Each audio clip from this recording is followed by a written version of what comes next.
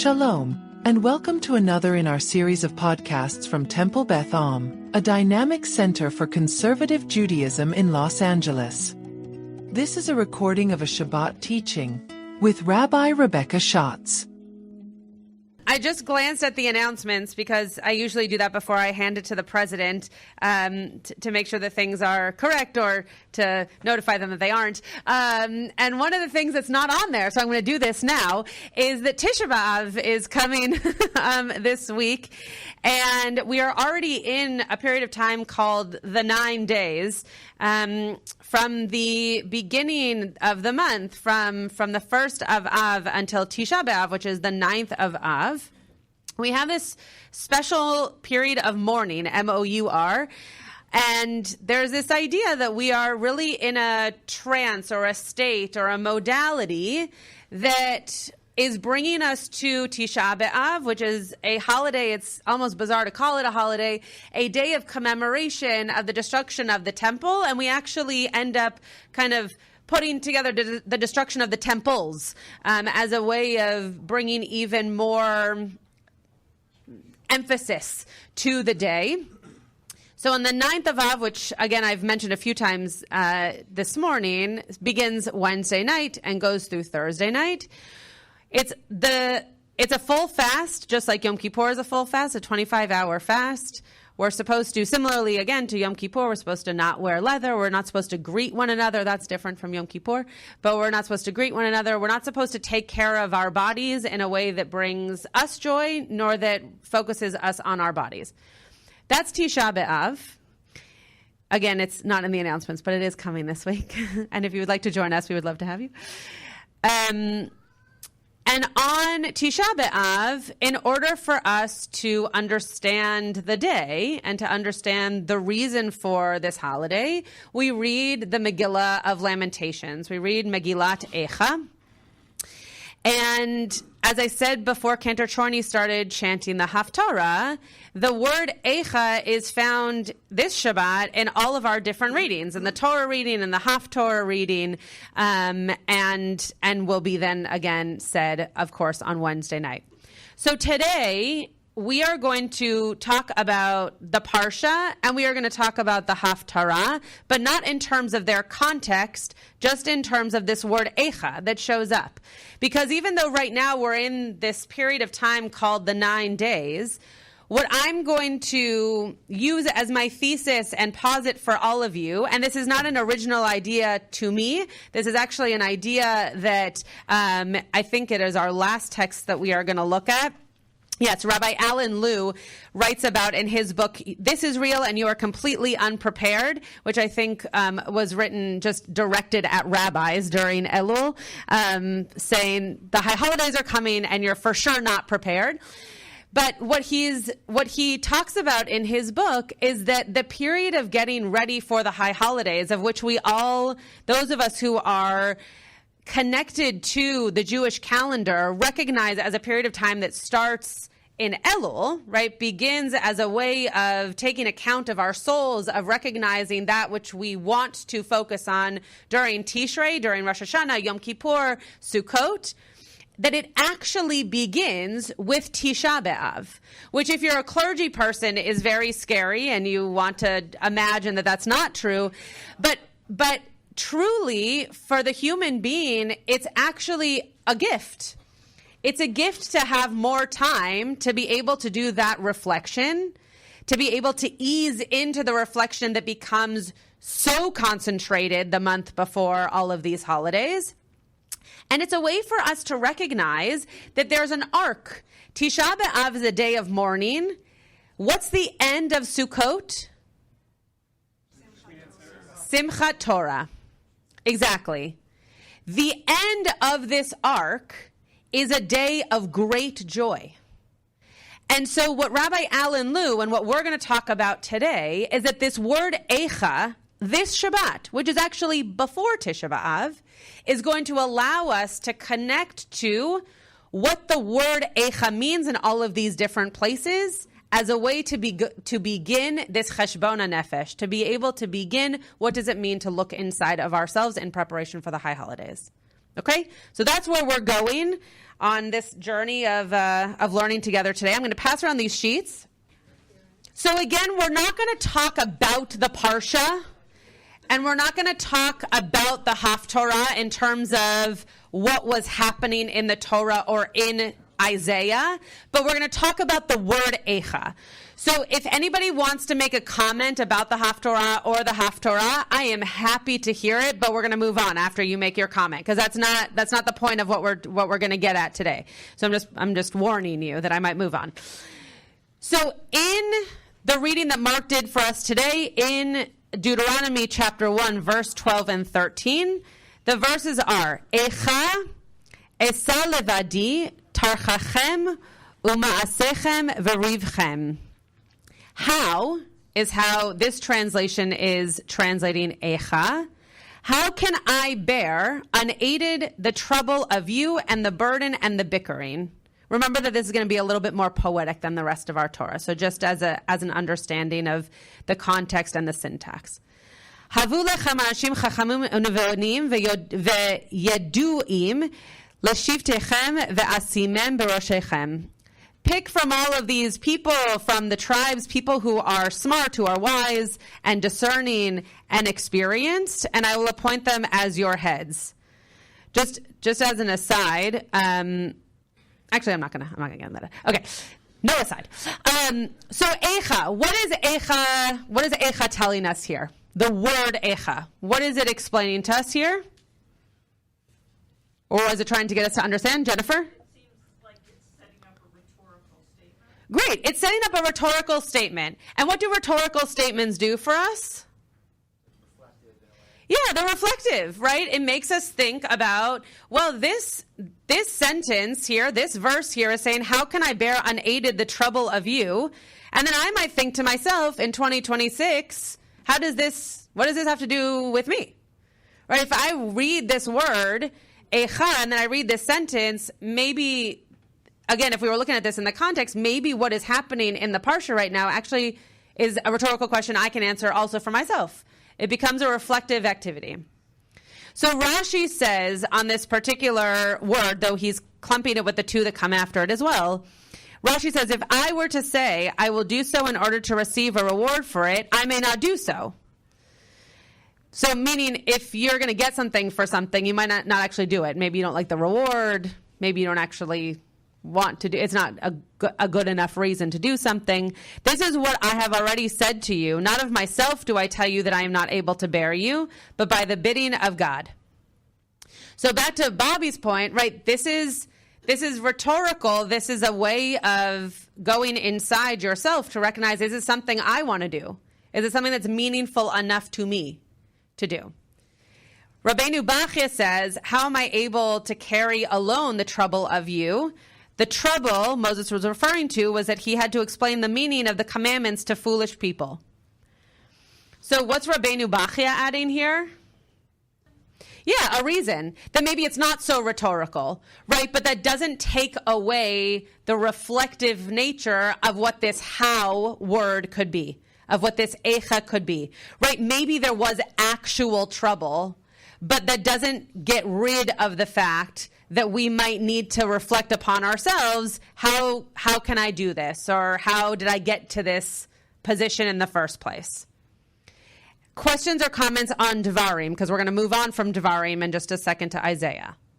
Yeah, okay, so Paul is pointing out that you really hear the pain in this how, right? That there is something woeful about this, and we're going to get to a midrash in just a moment that is, don't turn the page, that is going to speak to that, right? That it's not actually written that way, but that given the context of the words that come after it, there seems to be some pain associated to this how. And just to add on to that, if we were going to connect it to what Bobby shared, right, if there's pain that's only inside you, that you're only reflecting on, that pain sticks with you a lot longer because you don't have a way of sharing it or having people help you out of it. Yeah, Bobby? Right. Good. So Bobby's comparing this to the 4 children in the Haggadah, right, of which we know that there are different ways of thinking about what each one of them then gave to us, right? Bobby used the example of not wanting to stretch before you work out and then having repercussions for that. I'm just thinking, I also don't like to do that. But yeah, who likes to do that? Right. Okay, so let's go to Isaiah. Again, this is what Cantor Chorny read. It was one of the pieces that she read in Eicha trope, because it starts with the word Eicha. I'm just going to read it in the English. Alas. So now Eicha is being translated as the word alas, which, is that different than how? Yes. Yeah. The whole room went, eh. Yeah, it is, right? It is different. First of all, how? Yeah, go ahead. Good, exactly. That was exactly what I was about to say. But Marlene said it better. How asks a question, right? Alas is a statement, right? And an observation. Exactly, right? It's not a question. So it might kind of lead us to the same thing or the same feeling, but one's a question and one's either a command or an observation or an exclamation. Okay. Yeah. It's still an expression of pain. Okay, great. Rabbi Chorny? Yeah. The one in Isaiah, you're saying? Mm-hmm. Great. Okay, so Rabbi Daniel Chorny is pointing out that there is a way in which, and this is part of the reason I think these three examples in general are interesting. You could just translate the word Eicha as how all the time. Right, you could translate this beginning of Isaiah as how also, especially according, as he pointed out, to the translation from Rashi from Deuteronomy, from Devarim. That being said, for some reason, this translator, and remember that every translation is its own interpretation, is using the word alas for us to hear or experience something differently from the text than if they were to use the word how. But Rabbi Chorny brings out a great point that it could just be translated as how also. Alas, I'm just going to read the context so that we have it, and then we're going to go on to Lamentations. Alas, Eicha, she has become a whore, the faithful city that was filled with justice, where righteousness dwelt, but now murderers. Your silver has turned to dross, your wine is cut with water, your rulers are rogue, and cronies of thieves, every one avid for presents and greedy for gifts. They do not judge the case of the orphan, and the widow's cause never reaches them. Good text, bad text. Yeah, not so great. Yeah. This is not a good thing. None of this is good. But what is the feeling that's coming out of this Isaiah text? Disappointment. Okay, Marlene. Okay, great. So Hannah also just said, like, there's a sense of giving up, right? That you've seen all of this happen, and you think, wow. How has this all happened? Which is a certain, I just said the word how, right? It is a certain kind of introspective question, but it's already happened. So that's why alas is being used, right? Someone else had a hand over here. No? Yeah, Paula. Okay, great. So Paula's bringing in the fact that we actually, if we know who Isaiah is as a character, we read into some of this text with what we know of Isaiah as being a prophet, bringing us prophecy and being able to shed some light or experience or sorrow on what will happen. Yeah. Okay. Oh, great. Okay. Okay, so this seems to be observational, right? At an arm's length, very much this has happened or this will happen over there. I'm looking upon what has happened as opposed to the reflective, how does this affect me, or how have I done something where this is going to reflect upon me. I also just want to point out that the way, and this is similar to both of the points that have just been made, we're taking something, and we're going to hear a little bit of this in Eicha and Lamentations in just a second. We are taking something that once was great, and that without it's not caused, but like without causing it upon itself, something has happened to it. I realize that doesn't really make so much sense. A city that was filled with justice now is not. Now is filled with murderers. Right? The city didn't cause that to happen. The people within it caused the justice to leave and something else to move in. So it's even more distant, right?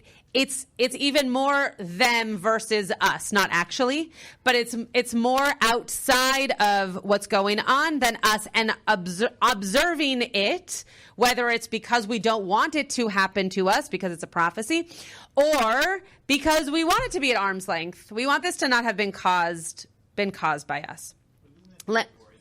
Meaning that it's like your responsibility. Because the observer is making these claims at arm's length. Yeah. But it doesn't sound like correct. Oh, interesting. So it's saying, this is yours, your problem, I'm over here. Right. Huh, interesting. Yeah, it's very, very possible. Okay, so Lamentations. Right, there's a lack, I think that, right, there is a lack of responsibility in this text. Yeah, Rabbi Chorny. And then we're going to get to Eicha. So we know the symptoms, but we don't know what the illness is, right? So we know all these things that have happened, but we don't actually know how to diagnose it. Okay, let's get to Eicha. I was hoping to finish in 3 minutes, and there's 2 other pages to the source sheet, so we're going to go quickly. Okay, so Eicha starts off with the word Eicha. I know, it's very surprising. Starts off with the word Eicha, and it's again translated as alas. Lonely sits the city, once great with people. She that was great among nations is become like a widow. The princess among states is become a thrall. Bitterly she weeps in the night, her cheek wet with tears. There is none to comfort her of all her friends. All her allies have betrayed her. They have become her foes. Eicha yashva badad. That's how it begins. Okay, turn the page. We're not going to dwell on the Eicha very, very much, sorry to say. But I take that back, because we are going to read this Eicha Rabbah piece, which is the Midrash on these lines. And we're going to go through this piece very quickly, because I want us to get to the modern texts. This is a Midrash, a reminder that Midrash is commentary, but it's much more like folklore. It's much more like stories that were passed on to understand text than it is like Rashi as a commentator in the 11th century sitting down and wondering what the text was about. This is very much a way for us to understand a text more deeply than the rabbis seem to think it was explaining itself. Okay, so what Midrash does is it takes from Tanakh texts, it takes from Torah and Nevi'im and Ketuvim, and it takes it out of its context and it puts it in as proof text to make its point. So what I did for you here, I printed in color. I want to point that out. Just so that you could follow along. So that you could see that where the Jeremiah text is, I gave you the Jeremiah text below in its entirety, and then I gave you the Genesis text also below. So here's the Midrash. Eicha yashva shoshan nitba'u belashon Eicha, Moshe, Yeshayahu, veYirmiyah. There were 3 people who prophesied with the term Eicha: Moshe, Isaiah, and Jeremiah. Rabbi Yehuda said, Ein lashon Eicha ela lashon tochecha. The language of Eicha is nothing other than an expression of tochecha, which means rebuke. It says reproof here, but rebuke. That is what it is written in Jeremiah. And go down to the blue where I gave you the whole Jeremiah quote. I'm going to read it in full. Eicha tomru chachamim, how can you say we are wise? Anachnu v'torat Adonai yitanu. Achen hine lesheker asa 8 sheker sofrim.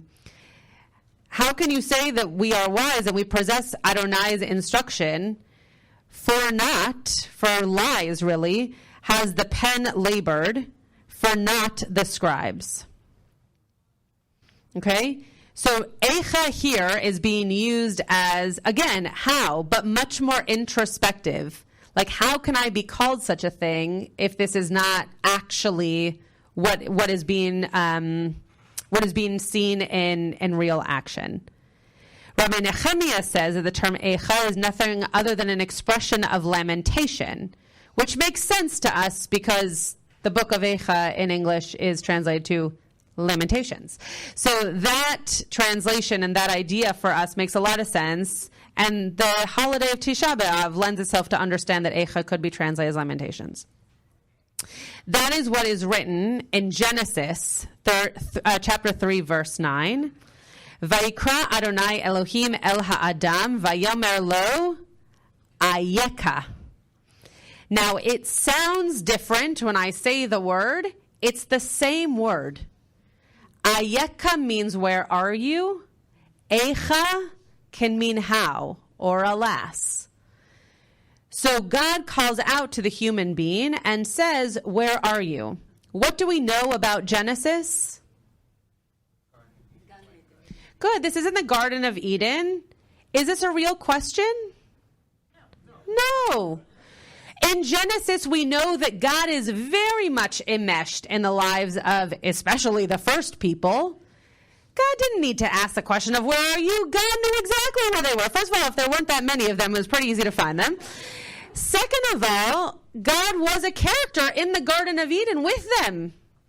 So what is this Eicha doing? What is this Ayeka doing? Yes, good. It's asking the person, Adam, to wonder to him or herself, where am I?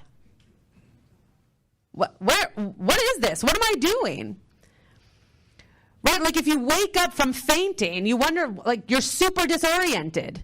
You might know actually where you are, but the first question that comes to mind is, how did I get here? Where am I?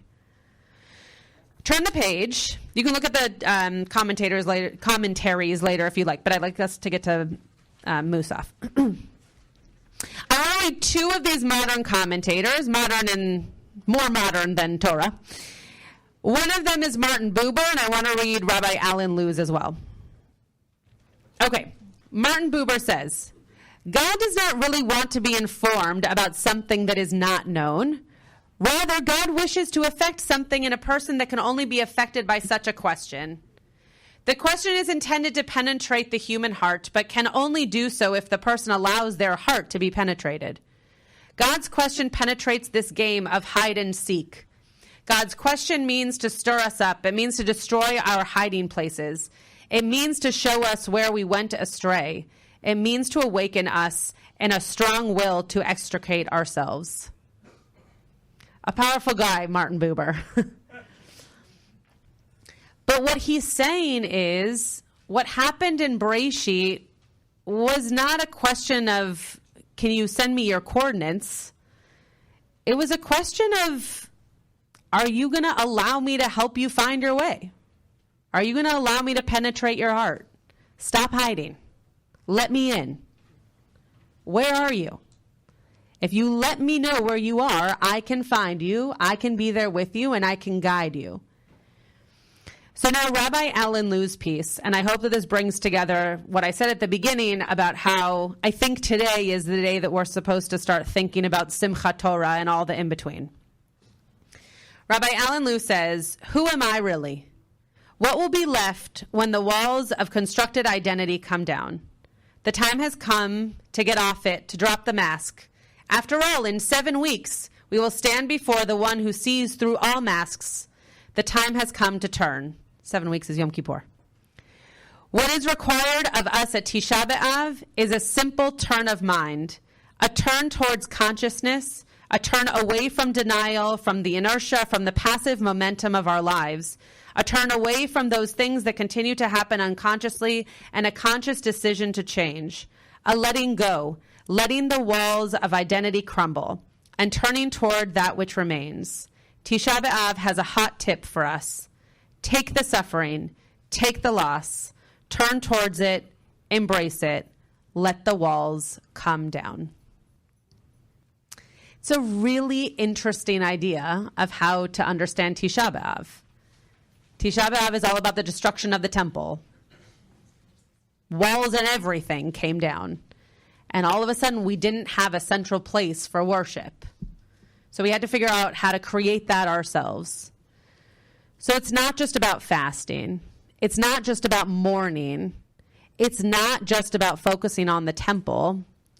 But it's also about starting to focus on you, starting to focus on ourselves and how we're taking our own walls down.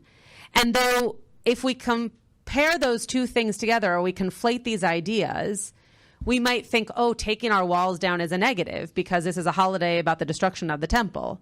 But actually, no. I think we're supposed to see it as a positive, not a positive that the temple was destroyed, but a positive that in a time where something was so shifted for us that we were able to come out of it asking questions like Eicha or Ayeka, that now we're supposed to do that for ourselves before we get to Yom Kippur. You've been listening to another in our series of podcasts from Temple Beth Am, a dynamic center for conservative Judaism in Los Angeles. If you enjoy these podcasts, we invite you to write a review on the Apple Podcast website or wherever you get your podcasts. For more information on Temple Beth Am, Los Angeles, please visit www.tbala.org.